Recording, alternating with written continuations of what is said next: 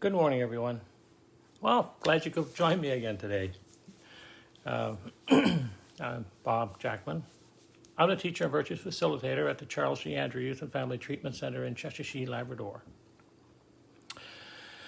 And I'm here again today with a little study from the section in the Family Virtues Guide. I know it's backwards, but put it in the mirror. I've got to learn how to turn things around here, right? You know what I mean? So someone asked me the other day, they said, Bob, when should we introduce the virtues to our children? I said, well, virtues are from birth to death, from the moment a child is born. I even go as far as to say before a child is born, because the way you speak to children can be affected with the virtues. And if you're speaking in a virtuous way to your little, 1-month-old child, let's say, that's getting their pamper changed, and you're being, talking about how patient they are and stuff, they sense the way they sense your feelings. They sense the way you're talking, and you probably get a smile on the child's face, right? And likewise, when someone is on a deathbed and, they're moving on to the next world, the way you speak to them can give them comfort as well. So it's from death to dying. That's when the virtues, and never too early and never too late to introduce virtues to your children, your family, study them yourself, right? I kind of think like the Family Virtues Guide is a great wedding gift for somebody, if they're planning to have children or not, right? So there's 5 strategies to the Virtues Project. We've looked at one, which was teachable moments. And right now we're looking at the second one, which is speaking the language of the virtues. So, we looked at tapping the power of language to shape culture, tap the power of language to transform, use the virtues to acknowledge. We did it last time. And this time we want to use the virtues to correct. Use the virtues to correct. Children misbehave for many reasons, because they're tired, because they have it in them to do destructive things, because they sense our attention, because they want to, and on and on and on.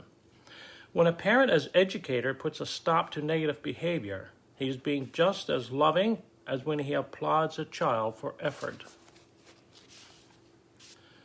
As a spiritual mentor, the parent is ever alert to the times when children are falling short of their best efforts at that moment. She is giving children security by not allowing them to go too far in hurting themselves or others. When a child does something wrong or makes a mistake, the most empowering way to respond is to recognize the teachable moment involved. How many times have you experienced a vague look on a child's face when you say, "Stop that," and they are not about to ask you what you mean? Calling the child to the virtue or virtues involved sets a context for the meaning of what they are doing. It reminds them of their spiritual work, and they often respond in a soulful way. There is an alertness to the call to virtue, an openness to hearing what you are saying. Also, calling a child to a virtue tells them what you actually expect. It's very hard to stop doing something. It is much easier to focus on what to do than what not to do. Stop hitting your brother. Focus on the child as a hitter. Be peaceful. Use your voice. It's far clearer as a message that you expect the behavior to change. So when mom says, "Stop hitting your brother," so it's a hard hitting kind of hitting. It's a harsh words, right? But when you say be peaceful, then you're probably more likely to have the child respond. So there are a number of ways to give virtues corrections. You could say, "Please be kind." What would help you to be peaceful right now? Another one.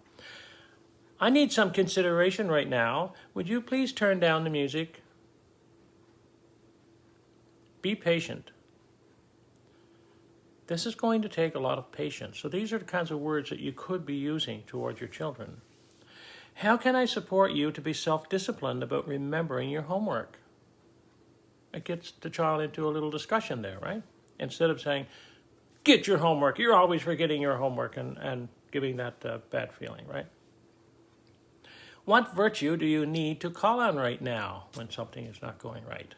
Okay, so, here's a little girl named Anita, 3 years old. Now, she had become quite adept at both responding to and speaking the language of the virtues. She was struggling to put her boots on, with her mother hovering and rushing. So her mom was kind of getting her on the go there. She said, come on, get your boots on, get your boots tied up, kind of thing, right? Anita said, Mom, do you think you need to call on a virtue right now? This girl is 3 years old. What virtue do you think I need, honey? Patience would probably help you right now, said the child tactfully. Isn't that amazing? That's a true story. The next day, her mother wouldn't let Anita go into the yard just before dinner. Mom, I think you need to call on a virtue, she pouted.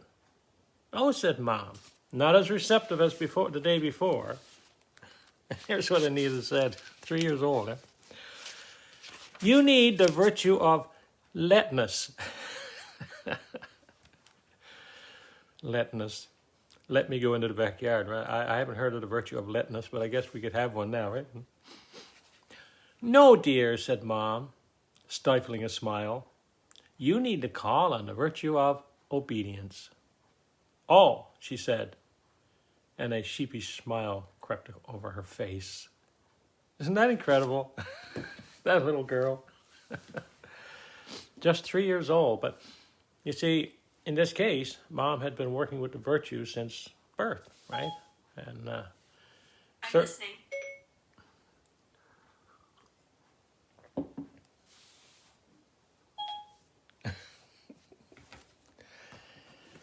Anyway, I think that's my headphones going off there, and it's Siri.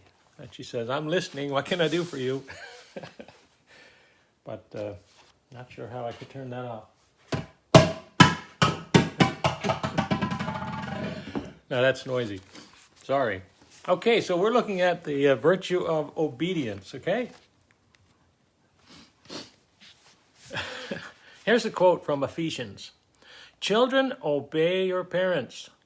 Children, obey your parents, for it is only right that you should. Honor your father and your mother is the first commandment to carry a promise with it, that it may be well with you and that you may live long on the earth. Ephesians chapter 6, verse 1 to 2. So what is obedience? The purpose of obedience is to guide you and protect you. You need to think for yourself and to feel sure that when you're obeying someone, even in your own family, that doing so is for your own good and will not hurt you or others. When you are obedient, you abide by the rules, even if you don't like them, or it takes a lot of self-discipline to do so. You obey the rules even when no one is watching. To be obedient is to be trustworthy. And of course, keep in mind, that obedience at, what could I say? If somebody is asking you to, or telling you to do something, and you know in your heart and your intuition that it's not right, then it certainly needs to be questioned in that case. Okay. So why should we practice obedience? Being obedient keeps you safe and happy. When people don't care about obedience, they do just what they want, even when it hurts themselves or other people. If everyone drove as fast as they wanted, many people would be hurt or killed. If you rode your bicycle on the wrong side of the road, you could easily have an accident. There are many dangers in the world. Without obedience, it is easy to get hurt or lost. When you obey people who care for and want to protect you, it brings freedom and safety. If you know where it is safe to play, you can feel free of worry about unnecessary dangers. The same is true for laws created to protect the community. When everyone obeys the law, we can trust each other. When people in a family abide by the family rules and keep their agreements, such as who does the dishes Thursday night, or who cares for the pets, it keeps things running smoothly. When you obey your inner guidance, your life gains order and discipline. You can trust yourself. You develop that self-discipline, the self-esteem, the things inside of you. And that's the whole purpose of the rules and being obedient to the rules, because over time, that's what develops inside of you. And really, that is the goal. Your parents, or parents of children, they want their children to go out into the world with integrity. Okay, that's so important. So how do you practice obedience? Obedience begins by doing what you're asked to do by your family, your teachers, your country, or your faith. Obedience is playing by the rules. It keeps things fair. Use your willpower to follow the rules, even when you feel like breaking them or ignoring them. Take responsibility for keeping agreements rather than waiting to be reminded. Be faithful to what your parents, elders, and teachers ask of you, even when no one is watching. Follow the laws of the land in which you live. Be respectful of those in authority when they tell you what to do, even if you don't agree with or understand it. If you need to question a rule or a decision, do it respectfully, and then do what you know is truly right. That's the one I mentioned earlier, right? Sometimes you might need to question the authority, but do it respectfully. Open your own inner authority, that place of truth within you, which knows what is right. Have the courage to stand for what is true. If you break a law and there are consequences to pay, have the courage to learn from your mistake. Face the consequences willingly, then forgive yourself and get a fresh start. Don't be afraid to try again. So what are the signs of success? How do you know when you're practicing obedience? Well, congratulations, you are practicing obedience when you use your willpower to follow the rules, even when you feel like breaking or ignoring them. When you keep your agreements without having to be reminded. When you do what is right, even when no one is watching. When you question authority respectfully. When you accept the consequences if you break a rule or law, then get a fresh start. When you listen to your own inner authority, that's when you know you're practicing obedience. An affirmation. I am obedient. I listen respectfully to my elders. I have the courage to face a just consequence and make a new start. I listen to my inner truth and do what is right. So that's the virtue of obedience today. I searched long and hard to find some quotes for obedience, but good ones are not that easy to come by. There's always a lot of negativity involved with the quotes on obedience. But I found two I'd like to share with you, and they're by Elisabeth Elliot. And it comes from the book called Quest for Love, True Stories of Passion and Purity. Here's what she says.